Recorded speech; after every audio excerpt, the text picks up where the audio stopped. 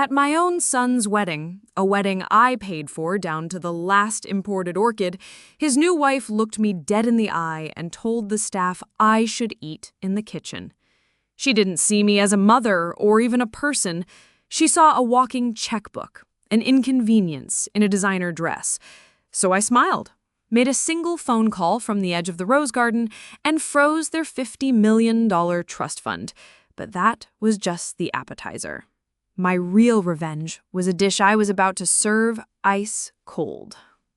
Before we get into the details of this crazy story, I'd love to know where you're all tuning in from. It's amazing how these stories can connect us from all over the world. Drop your city or country in the comments and let me know what time it is where you are. I'll be reading them all. Now let's get back to it. My name is Margaret Reed, Maggie to my friends, and for 45 years, my world has been the sun-drenched hills of Napa Valley. This wasn't a world I was born into, it was a world I built, nurtured from soil and heartbreak. After my husband, Robert, passed away from a sudden heart attack, leaving me with a 5-year-old son and a vineyard that was more debt than promise, I had two choices: sell it for pennies or fight. I chose to fight. I learned to read the vines like they were my children, to understand the language of the weather, to negotiate with distributors who saw me as just a grieving widow. I poured my entire soul into Reed Family Wineries, not for fame or fortune, but for my son, Kevin. Every decision, every sleepless night, every sacrifice was to build a foundation for him that was unshakable, a legacy he could be proud of. The wedding was meant to be the crowning achievement of that life's work. It was a spectacle of understated elegance held on the main lawn of our flagship estate. A string quartet played Vivaldi beneath the shade of 100-year-old oak trees, and the air was thick with the scent of night-blooming jasmine and, let's be honest, money. I had written every check, tasted every dish, and approved every single vendor. The bride, Tiffany, a woman whose background was as vague as her ambitions were clear, had presented me with a binder full of inspirations torn from glossy magazines. She wanted a fairy tale, and I, wanting only to see my son happy, had given it to her without question. But as I stood there, a glass of our finest Chardonnay, a vintage I'd personally overseen from grape to bottle, in my hand, a chill crept over me that had nothing to do with the evening breeze. It was a feeling of profound alienation, of being an outsider at my own party. The little things, the quiet slights I'd been dismissing as pre-wedding jitters, had been adding up for weeks.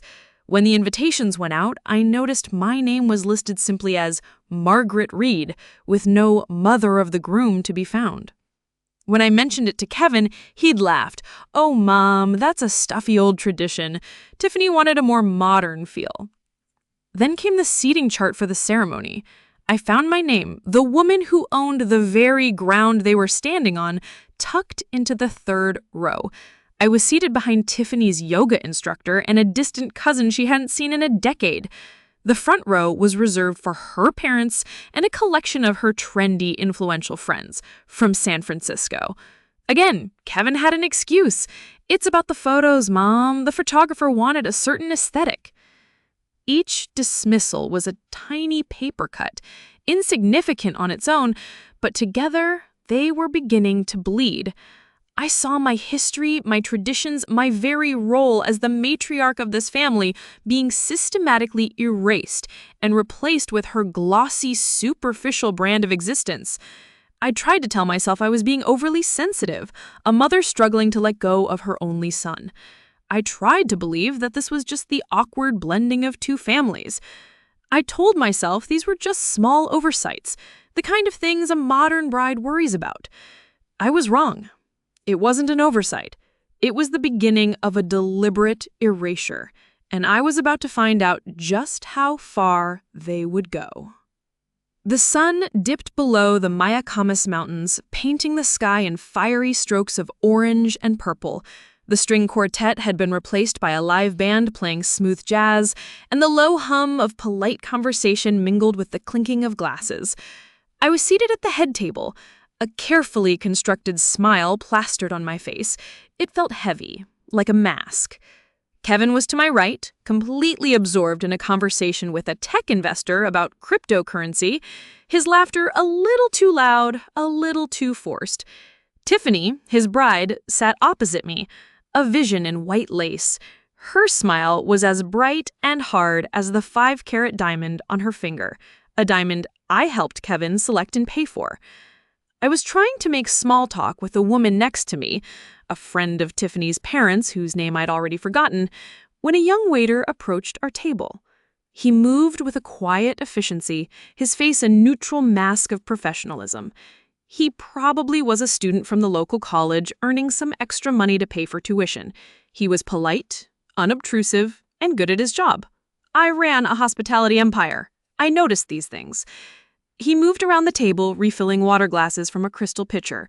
When he reached Tiffany, she stopped her conversation mid-sentence. She didn't look at him, not really. Her gaze was directed somewhere over his shoulder, as if he were a piece of furniture. But her voice was clear and sharp, cutting through the ambient noise like a shard of glass. The staff can eat in the kitchen. The words hung in the air, vibrating with a malice that was impossible to ignore. The waiter froze, his hand hovering over the water pitcher, his young face flushing with confusion and humiliation. The woman next to me blinked rapidly, her fork stopping halfway to her mouth. The entire table fell silent. The only person who didn't react was my son. Kevin didn't flinch. He didn't look up. He just took a slow, deliberate sip of his rosé, his eyes still fixed on the investor as if nothing had happened. But I heard it, and I saw it. After she spoke, her eyes slid from the waiter, and for a fraction of a second, they met mine across the table. There was no mistaking the look. It was a triumphant sneer, a dismissive curl of her lip that said everything. In that instant, she wasn't just talking about the waiter. She was putting me in my place. I was the help. The woman who provided the venue, the money, the very foundation of this opulent display was being told to eat in the kitchen? Something inside me didn't break. It solidified. The years of quiet sacrifices, the lonely nights spent poring over ledgers, the fierce protective love I had for my son, it all coalesced into a single cold, hard point of clarity. The paper cuts were no longer stinging. A knife had just been plunged into my chest, and my own son had held it steady. I placed my fork and knife down on my plate, the sound of silver on porcelain unnervingly loud in the sudden silence. I didn't say a word. I simply folded my napkin, placed it on the table, and stood up. The laughter at the table faltered. A few heads turned. I felt Kevin's eyes on me then, a flicker of annoyance in them. He probably thought I was going to make a scene, to cause a fuss and embarrass him. I gave him a small, tight smile, a smile that didn't reach my eyes. Then I turned and walked away from the table, my steps even and measured on the soft grass. I walked past the dance floor, where couples were swaying, past the smiling guests who were oblivious to the drama that had just unfolded. I walked towards the quiet solitude of the rose garden at the edge of the lawn. The scent of blooming roses was thick in the air, but I couldn't smell it. All I could feel was the ice forming in my veins. They had mistaken my love for weakness, my generosity for an endless resource to be plundered. I didn't raise my voice. I didn't cause a scene. I just made a single phone call. They thought I was a harmless old woman.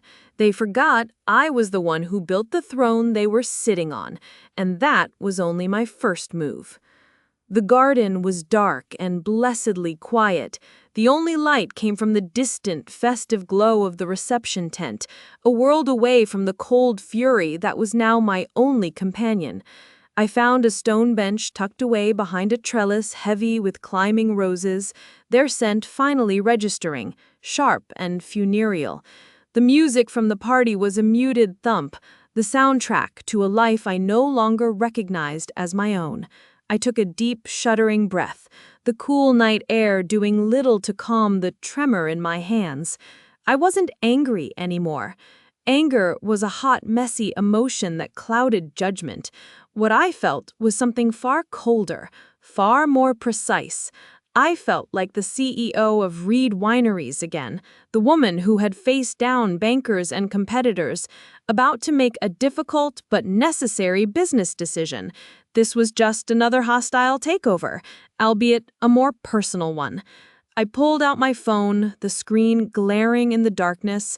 I scrolled to a number I knew by heart, a number I'd called at all hours of the day and night for 30 years.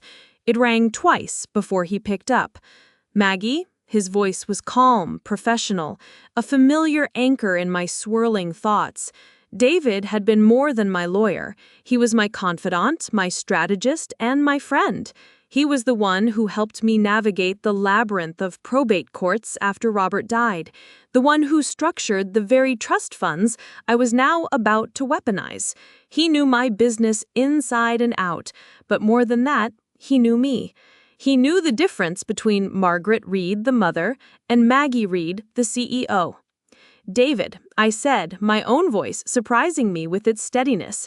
It was the voice I used in the boardroom, the one that left no room for negotiation. "I apologize for calling so late, and on a Saturday." "Never an issue, Maggie. You know that. Is everything all right?"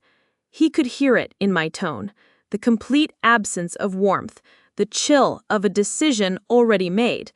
"I need you to do something for me. First thing tomorrow morning, as soon as you can legally file it," I said, getting straight to the point.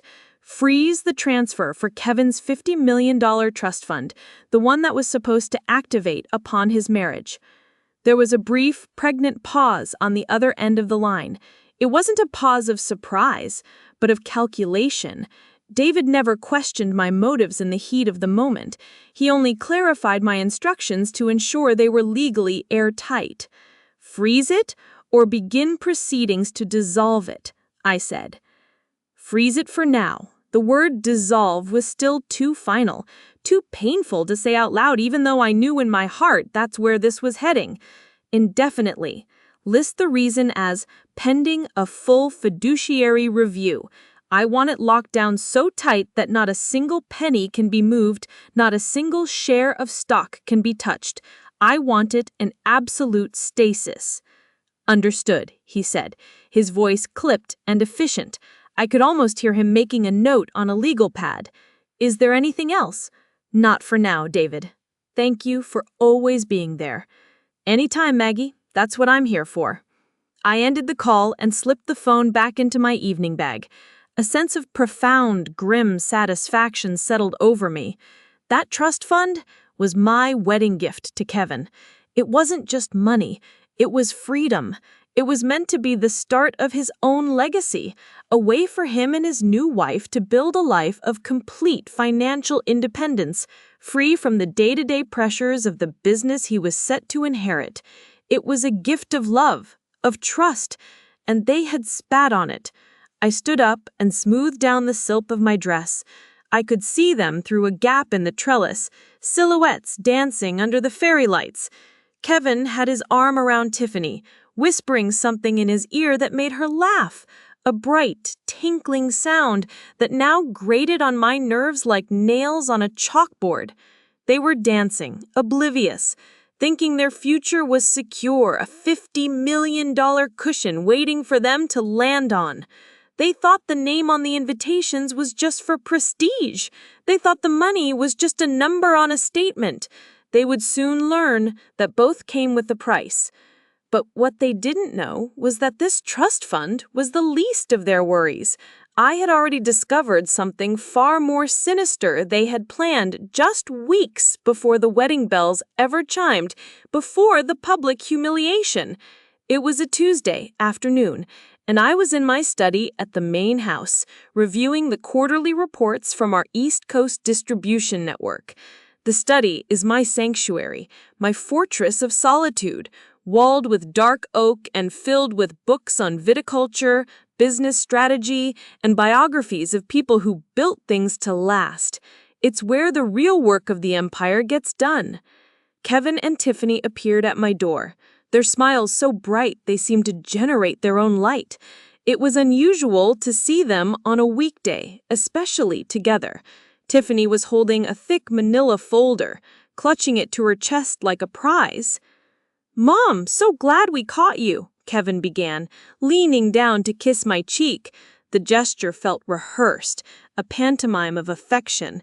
"We have those final estate papers from our lawyer. Just a few updates before the wedding, dotting the I's and crossing the T's." Tiffany placed the folder on my antique desk and flipped it open with a flourish. "It's mostly just standard stuff," she chirped, her voice a little too high, a little too eager. Her perfectly manicured red nails tapped on a signature line at the bottom of a dense page of text. "Adding me as Kevin's beneficiary in case anything happens. Updating contact information for the trustees. Our lawyer said it's just a formality. We can just leave it with you to sign whenever you have a moment." They were being so casual, so breezy, about a document that was at least 40 pages thick. Too casual. I've been in boardrooms my entire adult life. I can smell a rushed agenda from a mile away. Something in their shared, manufactured eagerness set off a quiet but persistent alarm in the back of my head. "Thank you for bringing this by," I said, keeping my voice even and pleasant. I closed the folder, my hand resting on it. "This looks comprehensive. I'll have David take a look at it tomorrow, just to ensure everything aligns with the main family trust. You know how he is about a cohesive legal front. He'll want to make sure all our ducks are in a row." I saw a flicker of something in Tiffany's eyes. Annoyance? Panic? It was gone as quickly as it appeared, replaced by her dazzling smile. Kevin just shrugged, the perfect image of a dutiful son. "Sure, Mom, whatever you think is best. We just wanted to get it off our plate before the wedding madness starts." They left, and the study felt silent and heavy. I trusted my instincts. They had never failed me in business, and I knew they wouldn't fail me now. The next morning, I had the entire document scanned and emailed to David with a simple subject line: "Review. Urgent." His call came 2 hours later. He wasn't calm. I had never heard David sound anything but composed, but now his voice was tight with a controlled fury I recognized because it mirrored my own. "Maggie, do not sign a single page of that document," he said, forgoing any pleasantries. "Are you sitting down?" He explained it to me in plain, brutal language. Buried deep in the legalese on page 34 of a 40-page document, nestled in a subclause of a subclause, was a durable power of attorney. It was cleverly worded, disguised as a provision for business continuity in the event of executive incapacitation, but its effect was simple and devastating. It would grant Kevin full and immediate authority over all my personal assets, my voting shares in the company, and my medical decisions, should I ever be deemed incapacitated or unable to reasonably manage my own affairs. And the threshold for that determination? Dangerously, horrifyingly vague, left to the opinion of a single physician, who, the document stipulated, could be appointed by Kevin himself. It was a legal coup d'etat, hidden in a mountain of paperwork. They were trying to get me to sign away control of my entire life under the guise of routine estate planning. They weren't just planning a wedding, they were planning a takeover. So there it was, hard proof. They weren't just being disrespectful, they were actively plotting against me. What would you have done in my shoes? Would you have confronted them right then and there? Thrown them out of your house? Let me know your honest reaction in the comments. At the time, I chose to stay silent to see what they would do next. I had David send a polite, formal email back to their lawyer stating that, after review, we would be sticking with the existing estate documents for the time being. I never mentioned it to Kevin. I wanted to see if he would bring it up. He never did. But now, standing in the garden after Tiffany's cruel remark, that memory burned with a new, terrifying light. It wasn't a mistake at all. It was their endgame, and it made what I discovered next about my own mother's necklace even more painful. Among the few precious things I inherited from my own mother, a woman who had known hardship but never lost her grace, was a diamond necklace. It wasn't the biggest or the most extravagant piece of jewelry I owned, but it was the most meaningful. My father, a man of simple tastes but deep love, had it commissioned for their 20th anniversary from a small jeweler in San Francisco.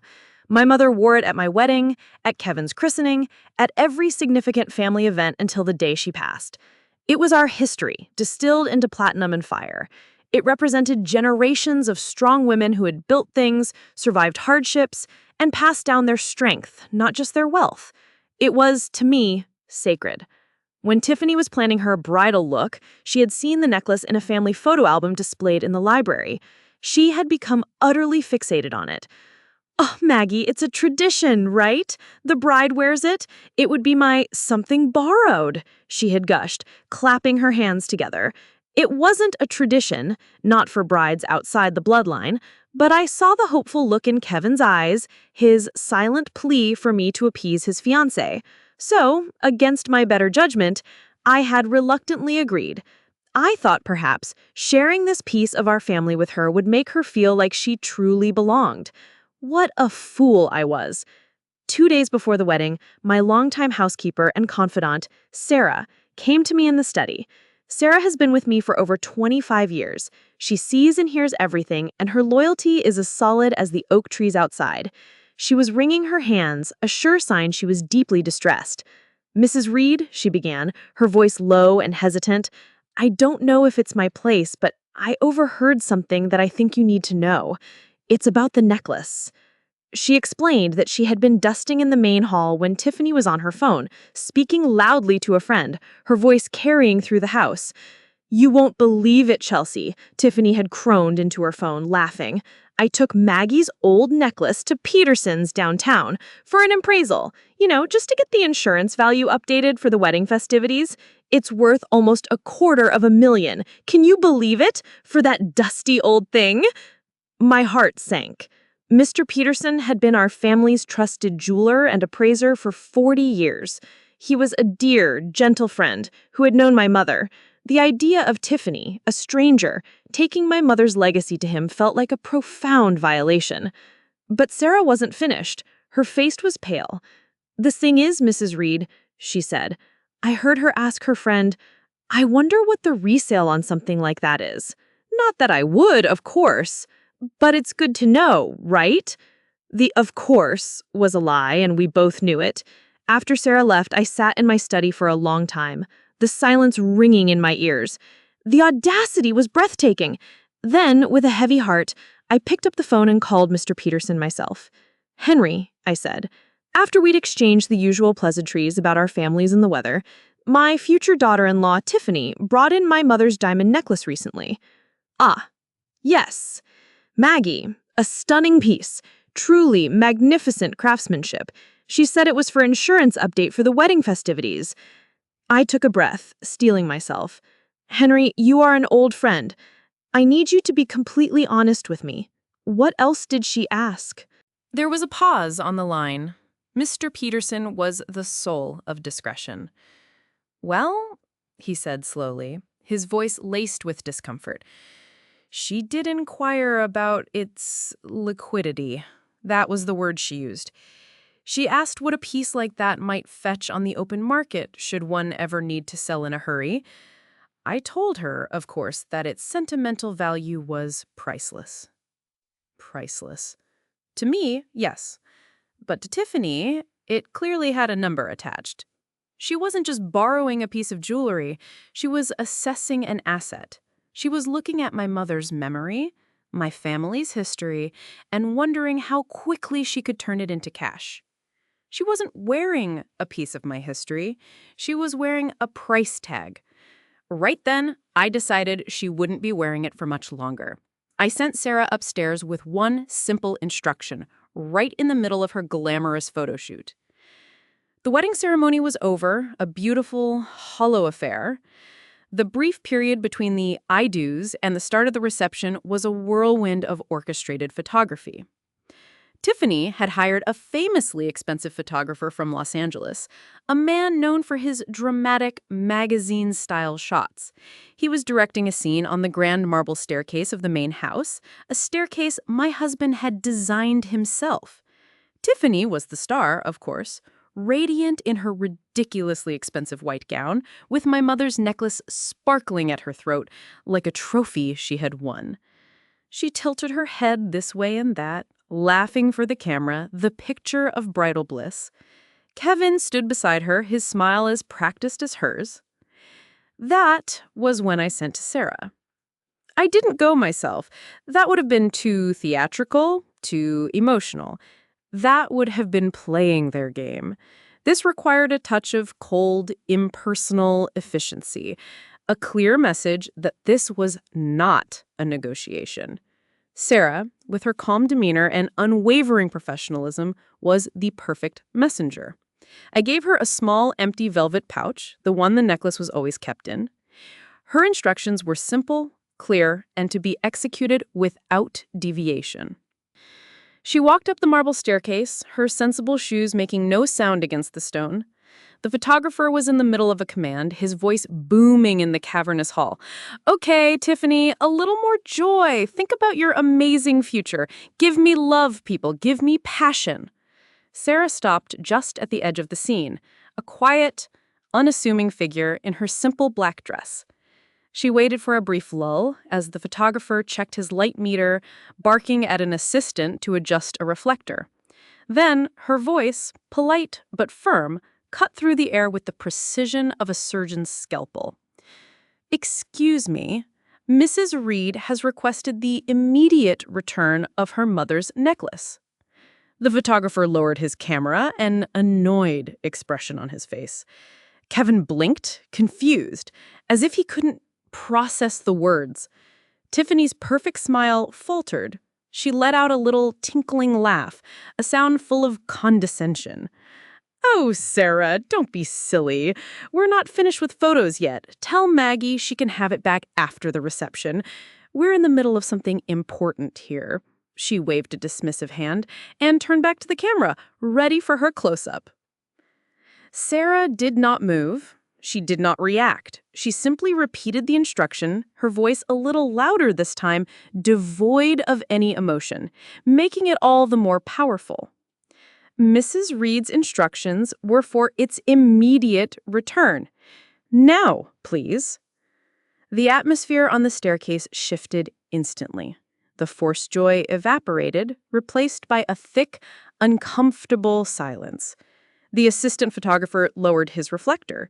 The photographer looked back and forth between Tiffany and Sarah, utterly bewildered. Tiffany's smile was gone now, replaced by a tight, angry line. Her fingers went to the clasp at the back of her neck, her movements jerky. "Fine," she snapped. Her voice was a low hiss, a venomous whisper that was somehow louder than a shout. Her cheeks were flushing a deep, ugly red, a stark contrast to her white dress. She fumbled with the clasp for a moment, her frustration mounting.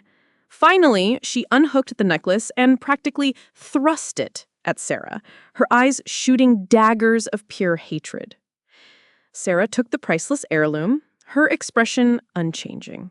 She carefully placed it inside the velvet pouch and pulled the drawstring tight. She gave a slight, formal nod that was more dismissive than any insult. "Thank you," she said, before turning and walking back down the stairs without another word, leaving a tableau of frozen anger and public humiliation. She found me in my private study where I was waiting. She handed me the pouch without a word. I opened it and let the necklace slide into my palm. It felt cool and heavy, a familiar, comforting weight. I ran my thumb over the largest diamond. It had survived wars, depressions, and family tragedies. It would survive this. Holding that necklace, I felt a fire ignite in me. They had tried to take my dignity, my history, and my future. They had no idea I was just getting warmed up. The next target? Their lavish, unearned lifestyle. A few days after the wedding, the happy couple was supposedly basking in newlywed bliss. In reality, they were ensconced in one of the estate's most luxurious guest cottages, living out of their suitcases and eagerly awaiting the start of their grand, month-long honeymoon. According to the ridiculously elaborate wedding website they had created, with complete love story timeline and professional engagement photos, it was to be an extravagant tour of Fiji's most exclusive private island resorts. A gift, the site proudly proclaimed in flowing script, from the ever-generous mother of the groom, Margaret Reed. The problem was, I had never agreed to gift them any such thing. I had offered to contribute a reasonable amount towards a honeymoon of their choosing. I had not offered to fund a multi-island fantasy that cost more than the down payment on my first house. Sarah brought my tablet to me as I was having my morning coffee on the veranda overlooking the vineyards. She had a grim look on her face, the one she reserved for discovering a prized rosebush had been afflicted with black spot. "You need to see this, Mrs. Reed. The registry page." She pulled up their public wedding registry. It was a digital monument to breathtaking greed. It wasn't just the $60,000 Fiji trip listed as fulfilled by Margaret Reed.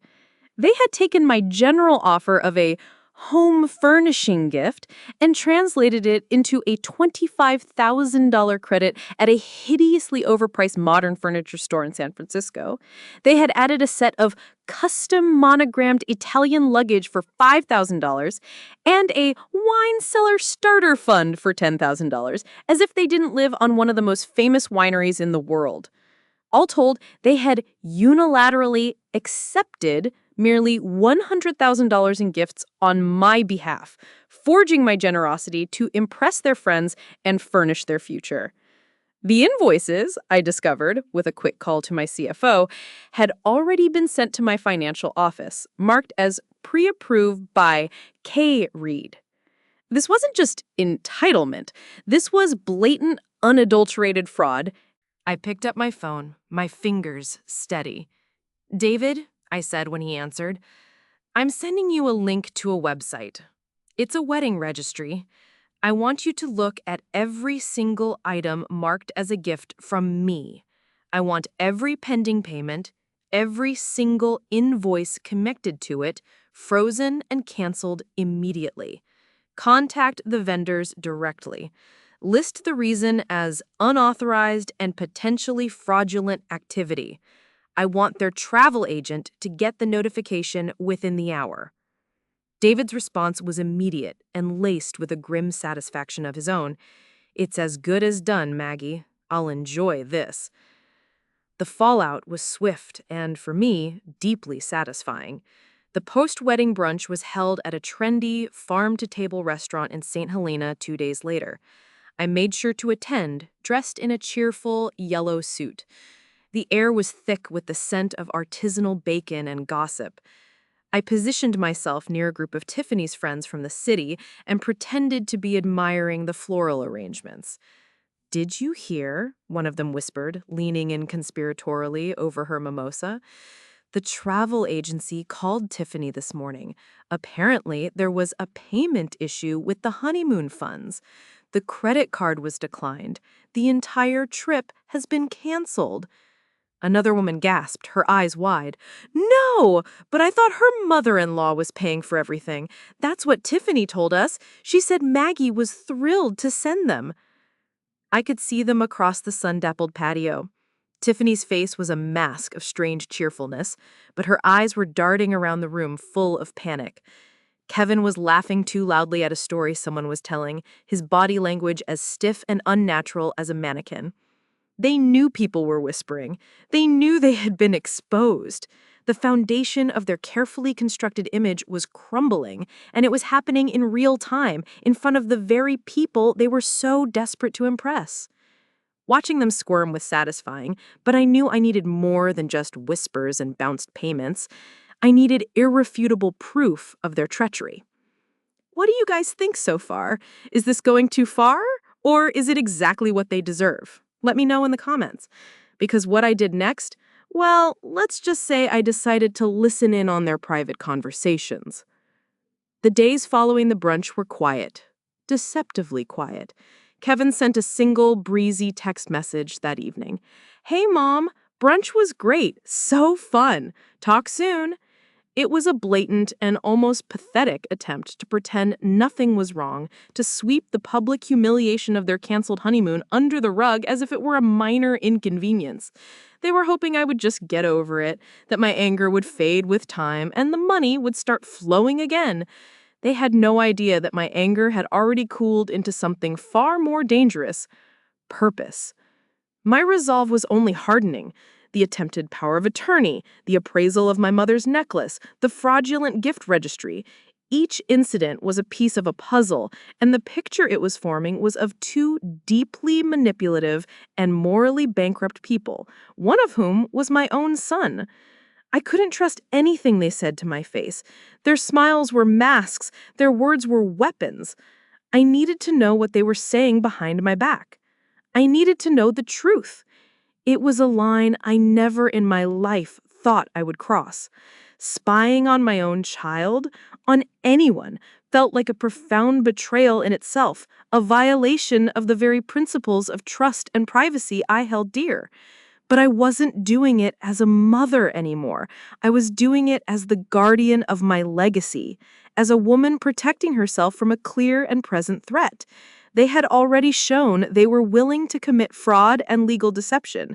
They had already proven they had no conscience. I needed to know what else they were capable of. I needed to know what their next move would be. I called Sarah to the study. The afternoon sun streamed through the windows, but the room felt cold. "Sarah," I began, my voice low, though we were the only ones in the house. "Kevin and Tiffany are staying in the Vineyard Cottage. I need to upgrade the security system there immediately." Sarah, ever perceptive, understood my true meaning instantly. Her expression didn't change, but I saw a flicker of understanding in her intelligent eyes. "What kind of upgrade did you have in mind, Mrs. Reed?" "I want a state-of-the-art system," I said, choosing my words carefully, as if the walls themselves were listening, "with audio recording capabilities.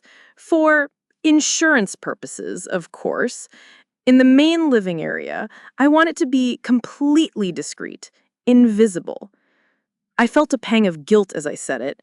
It was a sordid business, something out of a spy movie, not the life I had built. But then I remembered the coldness in Tiffany's eyes as she dismissed me, the emptiness in Kevin's as he let her, and the guilt subsided, replaced by a grim necessity. Sarah simply nodded. She said, "I know a man, the best. He's discreet and he can be here this afternoon." She arranged it all. A trusted security contractor, a man who had done work for me for years and valued his reputation, arrived under the guise of performing a routine maintenance check on the cottage's alarm system. He was in and out in under an hour, while Kevin and Tiffany were conveniently out for a wine tasting at a rival vineyard, on my dime, no doubt. By evening, it was done. A tiny, nearly invisible microphone, no bigger than a pinhead, was hidden in a smoke detector in the high, vaulted ceiling of the cottage's living room. It fed a secure, encrypted audio stream directly to a password-protected app on my tablet. That night, I sat in my study, the house dark and silent around me. The only light was the faint glow from the tablet screen. I poured myself a small glass of brandy, the amber liquid doing little to warm the chill I felt deep in my bones. With a trembling finger, I opened the app. I could hear the faint sound of the television, the clink of ice in a glass, and then I heard their voices, clear as day. I turned up the volume, my heart pounding in my chest like a drum. I felt like a voyeur in my own life, about to listen to a conversation I was never meant to hear. The truth, I suspected, was going to be ugly. I had no idea just how ugly it would be. I pressed play, and my blood ran cold. The first voice I heard was Tiffany's, sharp and venomous. "How much longer do we have to pretend to care about the old woman?" Tiffany's voice was like acid, stripping away any remaining sentiment I might have had. "She's cutting us off. It's obvious. First the trust fund, now the honeymoon. She's trying to control us, to punish us for not kissing her ring enough. You said she'd roll over, do her gracious matriarch routine, and just sign the checks. You said she was soft." There was a sigh, heavy and frustrated. It was Kevin's voice, a voice I'd once loved more than my own heartbeat. "I thought she would. She always has before. I didn't think she had this in her. She's never been this ruthless." "Well, she is," Tiffany snapped, her voice rising, and we can't afford to wait around for her to have a change of heart, because she won't. Your mother is not going to just hand us the keys to this kingdom. We are going to have to take them. The power of attorney thing was a bust. We need a new plan, a permanent one. My breath caught in my throat. I held the tablet tighter, my knuckles white. This was it. The masks were completely off. This was their true selves, raw and unfiltered. Then came the words from my own son.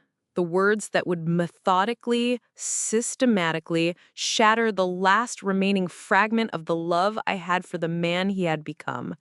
His voice was low, conspiratorial, and utterly chilling. He sounded like a stranger. "I know," he said. "You're right. The legal route is our only option now, but we have to be smart about it. It has to look like we're concerned for her, worried about her health. She's in her 70s, Tiff. It wouldn't be hard to build a case that she's losing a step." I could hear the sickening, predatory excitement in Tiffany's voice as she caught on. "What do you mean?" "I mean, we start documenting things," Kevin explained, his tone methodical, precise, like he was outlining a hostile business takeover. "We create a narrative. Every time she forgets a name at a party, we write it down. Every time she seems a little tired or repeats a story, we make a note of it. We just need one or two incidents that we can frame properly. A confused statement she makes in front of a guest, a missed dose of her blood pressure medication that we can discover and make a big worried fuss about. Something we can take to a judge." My stomach churned. I felt nauseous. They were talking about me as if I were a failing asset to be managed, a problem to be solved. "He get a doctor," Kevin continued, his voice dropping even lower. "One of ours, someone who understands the situation. We get him to do an evaluation. With our evidence and his professional opinion, we petition the court. We get her declared incompetent to manage her own affairs." I felt the room start to spin. They weren't just planning to take my money, they were planning to take my mind, my freedom, my identity. They were plotting to have me declared mentally unfit, to strip me of my autonomy and lock me away while they plundered the empire I had built.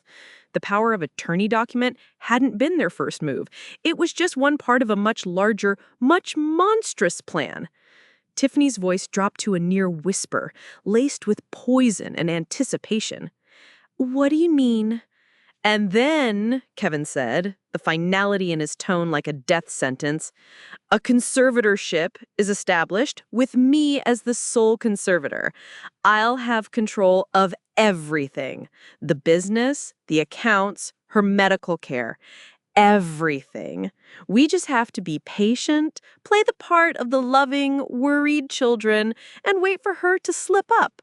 Or we help her." I shut off the recording. I couldn't listen to another second.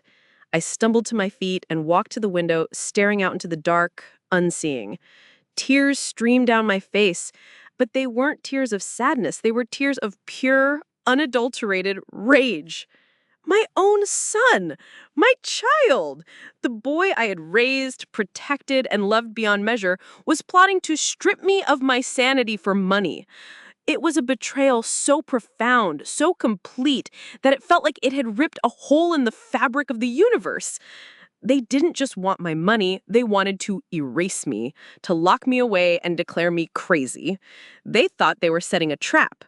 All they did was give me a reason to burn their world to the ground, and I knew exactly where to light the first match. With the audio recording saved, encrypted, and backed up in 3 separate secure locations, I possessed the ultimate weapon. But a weapon like that, a nuclear option, is most powerful when it's held in reserve, its existence unknown to the enemy. A direct confrontation would be messy. They would deny it, lie, and twist it. They would try to paint me as an unstable, paranoid old woman who was spying on her own family, and they might even succeed. I refused to give them the satisfaction. My revenge would be like my best Cabernet Sauvignon, subtle, complex, with a long, devastating finish. My battlefield would not be a courtroom or a shouting match in the living room. It would be the manicured lawns, exclusive country clubs, and powerful charity boards of Napa Valley. My weapons would be whispers, influence, and the social currency I had spent a lifetime accumulating. They wanted to play a game of perception, to paint me as incompetent. I would show them what real power looked like. The following week, I arranged a small luncheon at Auberge du Soleil, a place where a casual lunch could seal a multi-million-dollar deal and a quiet word could make or break a reputation. My guests were 6 women I'd known for decades.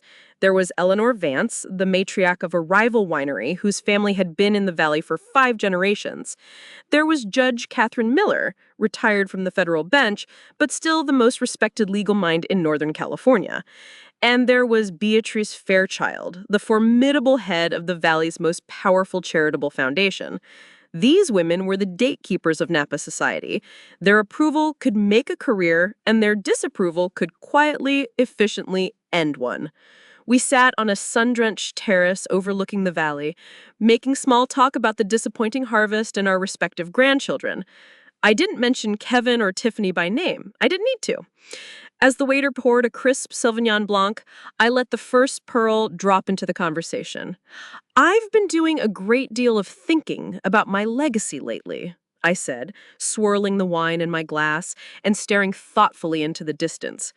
"When you pour your entire life into building something for your family, you hope they'll cherish the work, the sacrifice.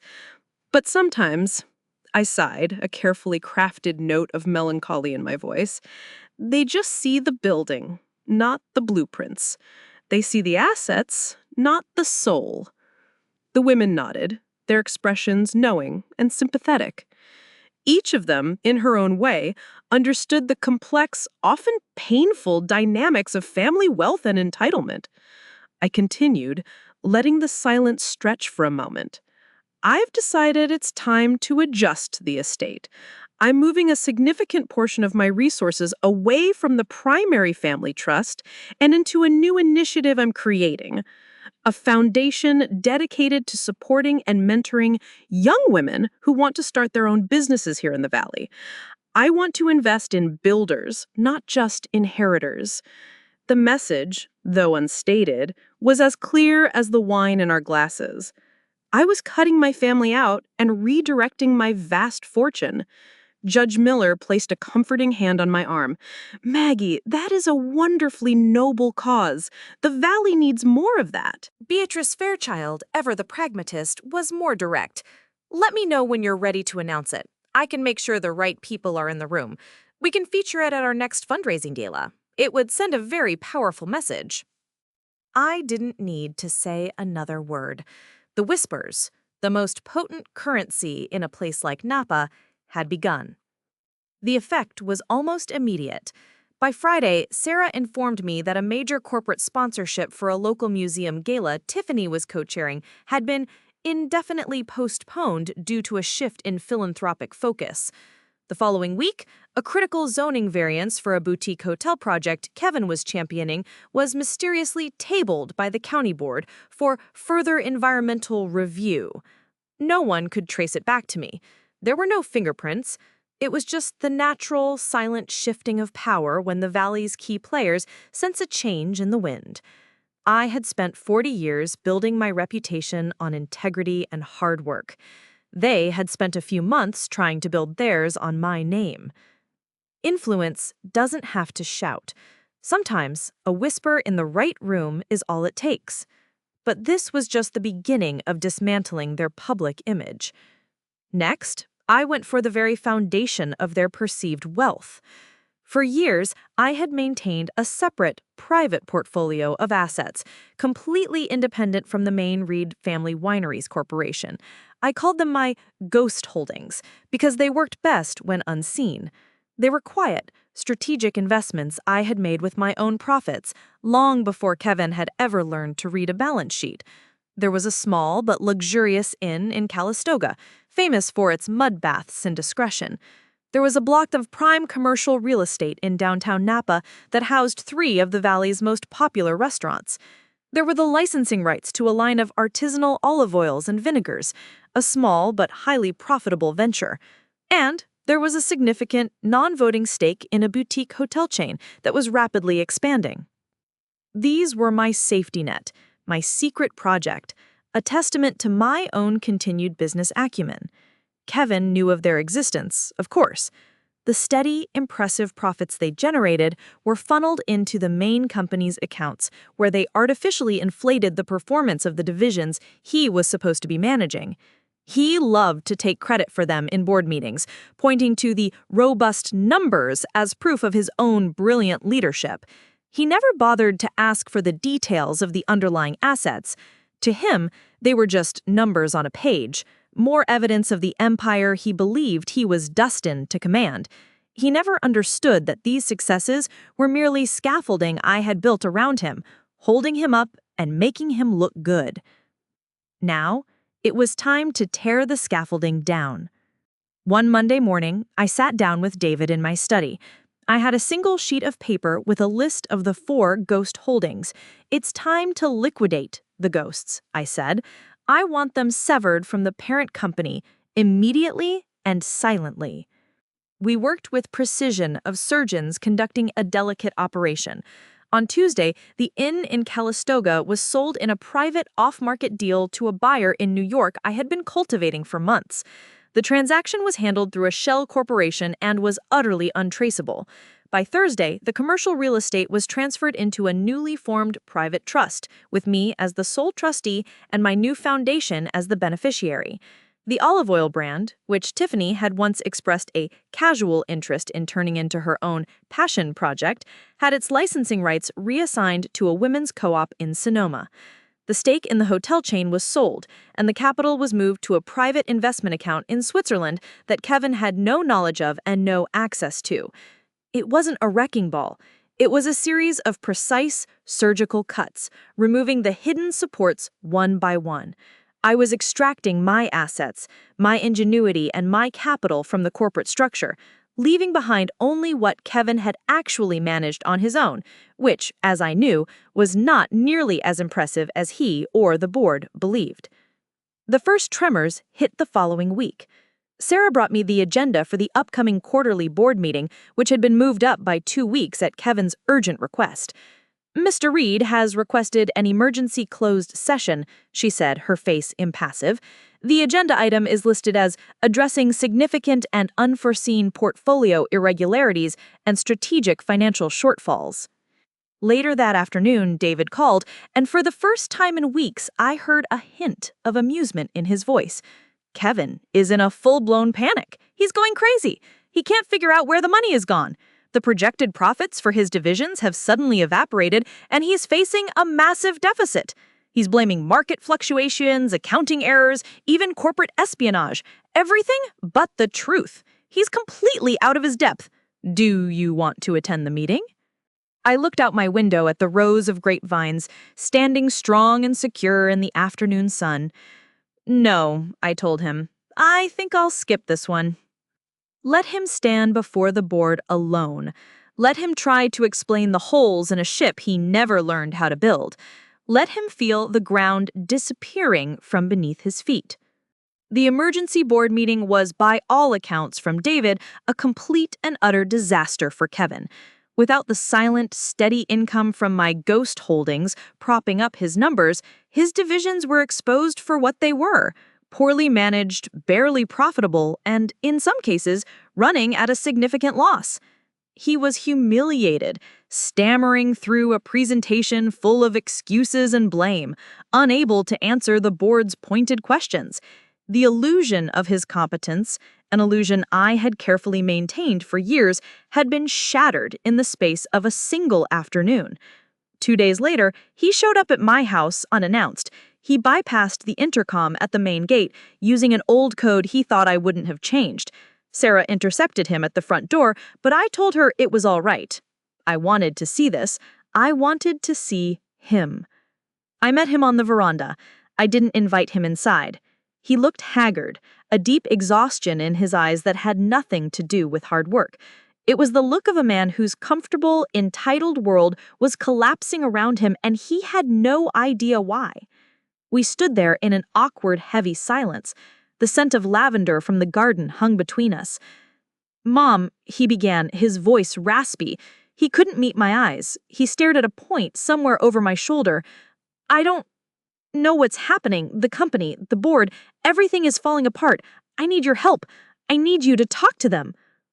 "My help?" I asked, my voice flat, devoid of emotion.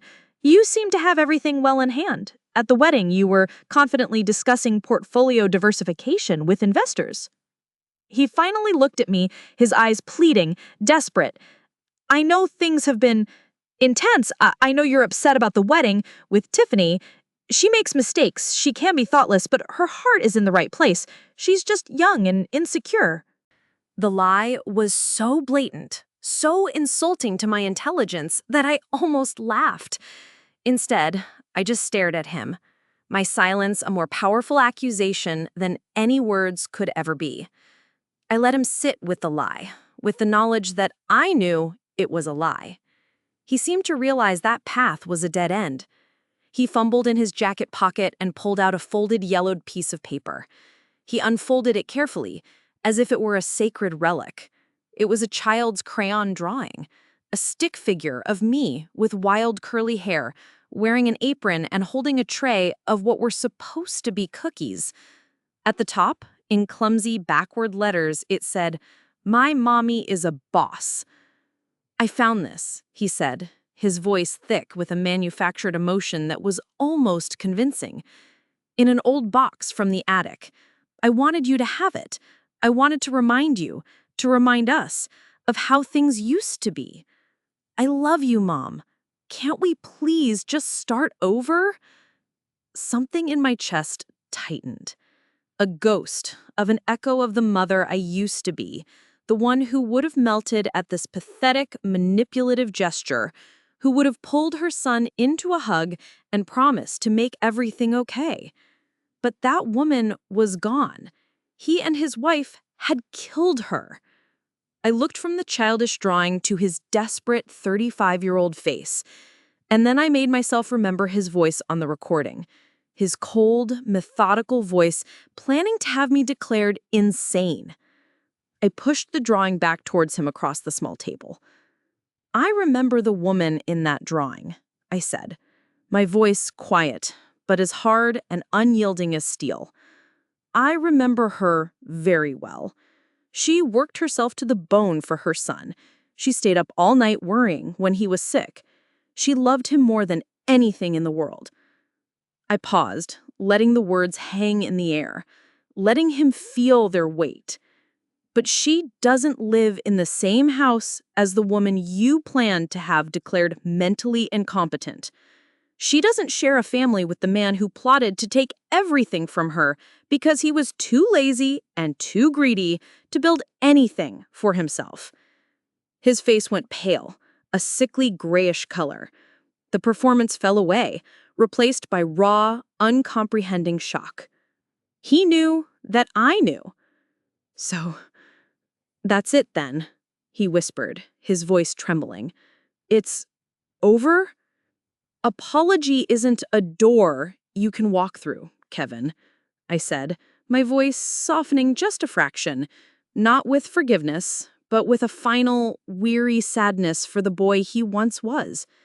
"You need to take a long, hard look at yourself and what you've become. And I need to move on." He walked away that day, leaving the crayon drawing on the table. I didn't keep it. Some memories are too painful to hold on to. I knew some things, once broken, can never be pieced back together. The final step wasn't about him anymore. It was about me and the new legacy I was about to build. The decision to walk away from Reed Family Wineries wasn't an act of anger made in the heat of the moment. It was an act of liberation, a slow, deliberate untying of a knot that had been tightening around my heart for years. The company I had loved, the one that I had poured my blood into, had become tainted. It was no longer a symbol of family and hard work.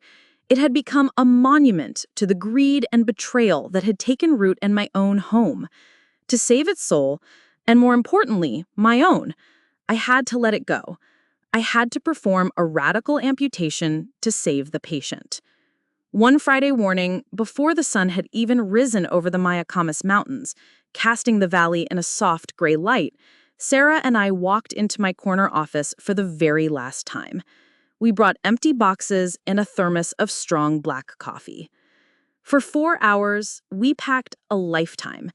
It was a strange, surreal experience, like curating a museum exhibit of my own past.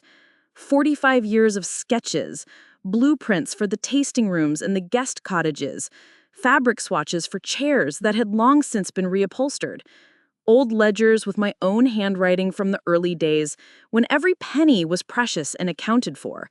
There were photos of a young, smiling Kevin stomping grapes in a barrel, his face purple with juice and joy. There were awards and accolades, framed magazine articles, and a small, silly trophy my employees had given me one year for World's Best Boss. Each item was a memory, a piece of my heart. We sealed each box and labeled it with Sarah's precise, elegant handwriting. Legacy. Private. I said my goodbyes. I walked through the winery and spoke to the handful of employees who had been with me from the beginning. To Maria, my head winemaker, who had started as a teenage field hand. To George, my vineyard manager, whose father had held the same job before him. I told them I was retiring, that I was leaving the company in the board's hands. There were tears and hugs. They were my true family, the ones who had shared the work and the passion. Leaving them was the hardest part.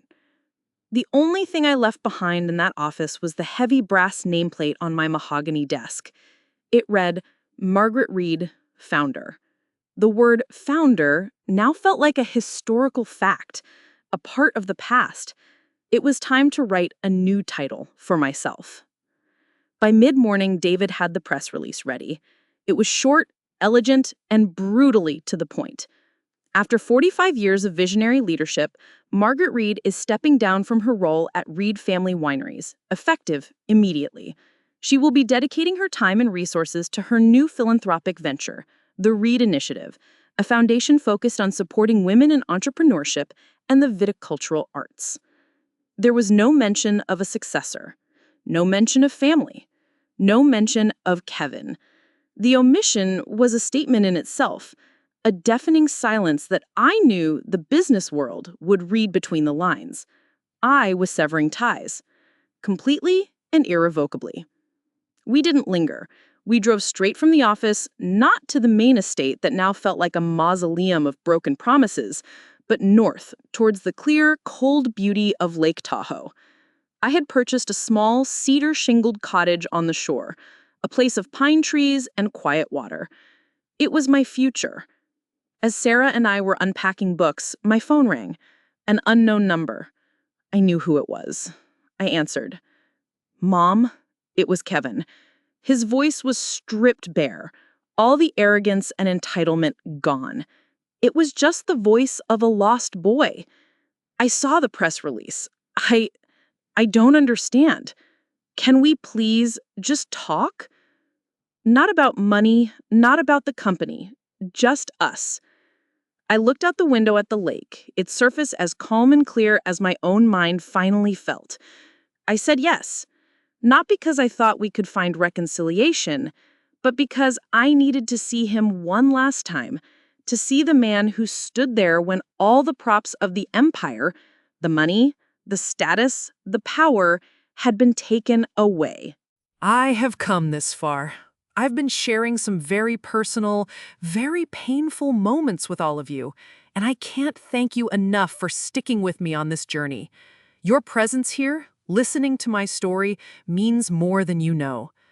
If you're still with me, please just comment the number 1 below so I know you're still here. Thank you. Now for the final chapter. The final press release went out the morning I was set to meet Kevin. This one wasn't from the company's PR department. It was from David's office. It was a dry, legal statement that served as the final, unceremonious nail in the coffin of my old life. To clarify the transition announced yesterday, Margaret Reed has completed a full divestment from Reed Family Wineries. Through a private transaction, her controlling shares have been sold to a neutral third-party investment group.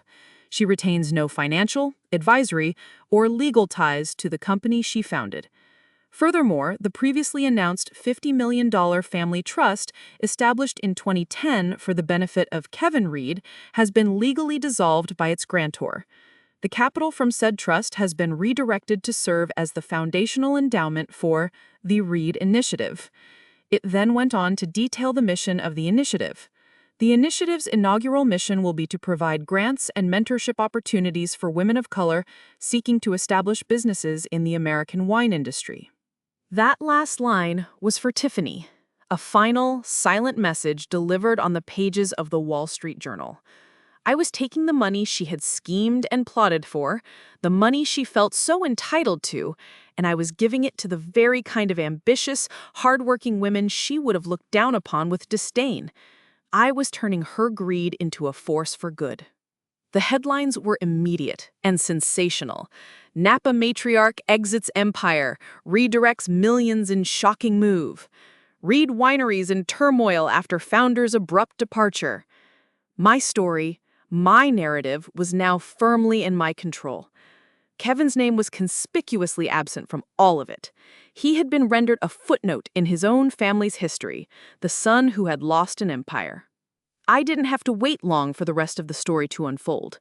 Around noon, just a few hours before I was due to meet Kevin, David called me at the lake house. His voice was matter-of-fact, like a doctor delivering a diagnosis that was long expected. "News travels fast, Maggie," he said.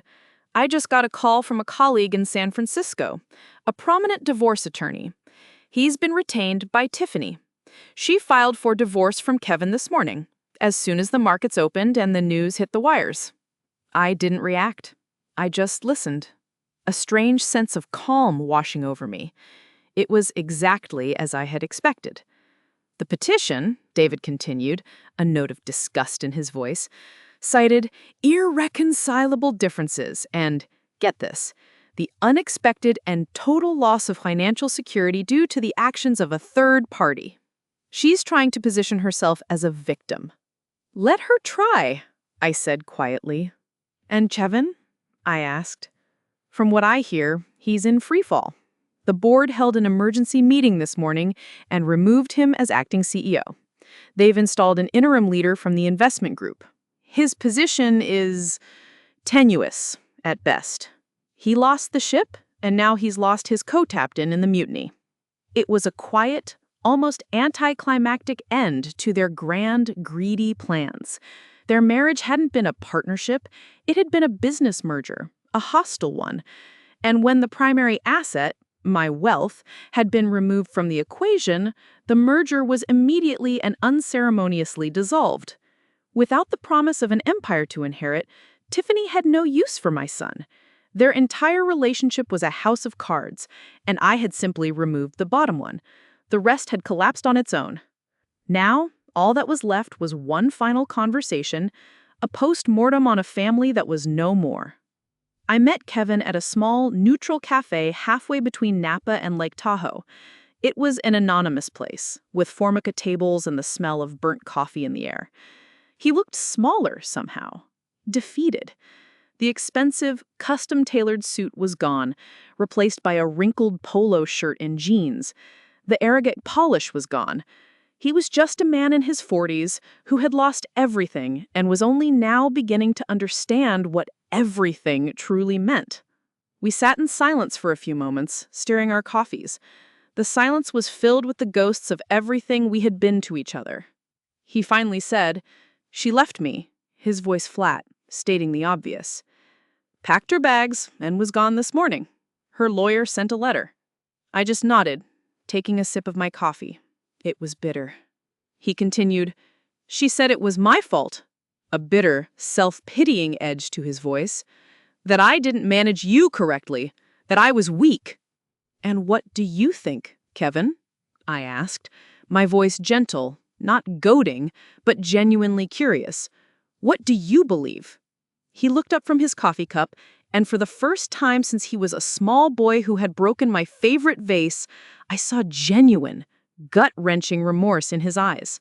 The performance was over. He thinks, I think she was a symptom. The problem was me. I got so used to the life you gave me that I forgot you were the one who gave it. I thought it was mine by right. I took you for granted. I stood by and let her disrespect you, and then I went along with her plans. I broke your heart, Mom. And for what? For her?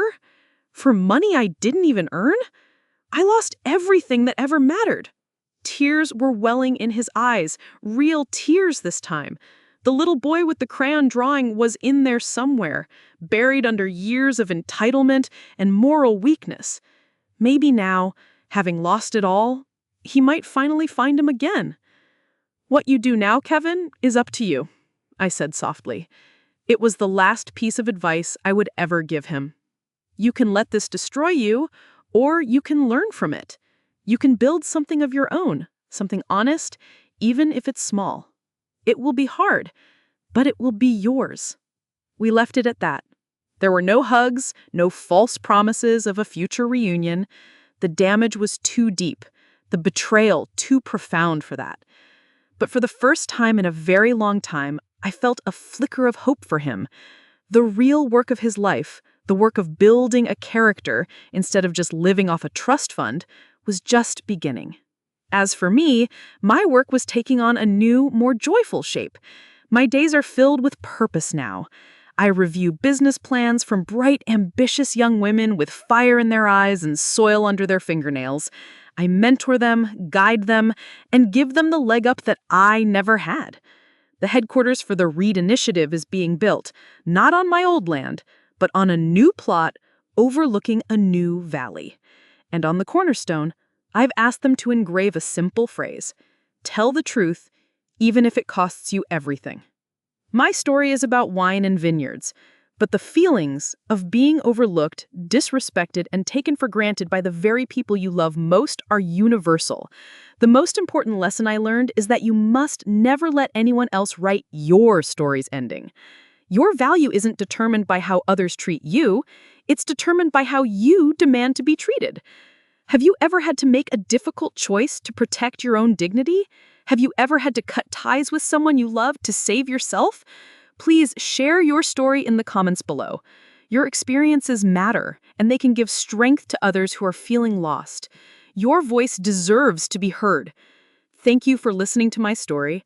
Please give this video a like if it resonated with you, and subscribe for more stories about finding strength in difficult times. Be well and be true to yourselves.